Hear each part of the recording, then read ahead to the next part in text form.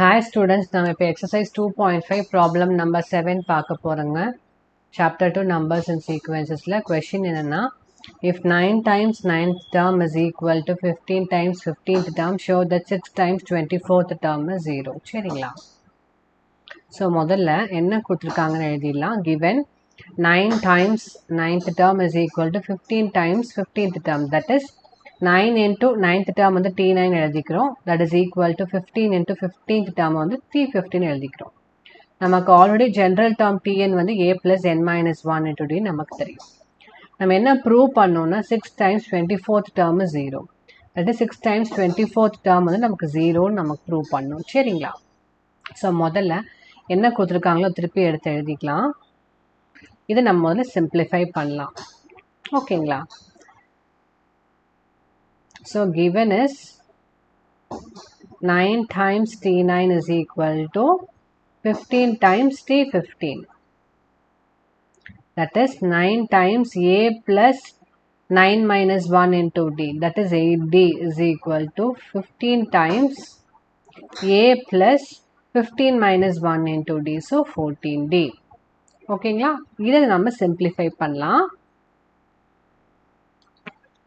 So 9 into A plus 8D is equal to 15 into A plus 14D. இல்லைங்களா? That is 9A plus 72D is equal to 15A plus 210D.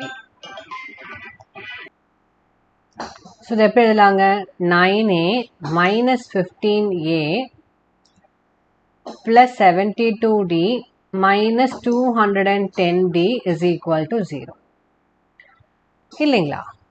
So 9A minus 15A is minus 6A, 72D minus 210D is minus 138D is equal to 0. That is 6A plus 138D is equal to 0. இது 1ன்னு வச்சுக்கோங்க. நம்ம என்ன prove பண்ணணும்னா prove that 6 times 24 is equal to 0 நம்ம prove பண்ணணும். So முதல்ல 6 times 24 நமக்கு என்ன வருதுன்னு பார்க்கலாம். 6 into a plus n minus 1 into d, that is 24 minus 1, 23d. That is equal to 6a plus 138d. நமக்கு ஆல்ரெடி 6a plus 138d வந்து உங்களுக்கு 0ன்னு கிடைச்சிருச்சு இல்லைங்களா? ஸோ ஆட்டோமேட்டிக்காக நம்ம 6 times 24 is equal to 0ன்னு நம்ம ப்ரூவ் பண்ணிட்டோம். ஓகேங்களா? So hence 6 times 24 is equal to 0. சரிங்களா? உங்களுக்கு ஏதாவது டவுட்ஸ் இருந்தால் கமெண்ட் செக்ஷனில் மென்ஷன் பண்ணுங்கள். லைக், ஷேர், சப்ஸ்கிரைப் பண்ணுங்கள். தேங்க்யூ.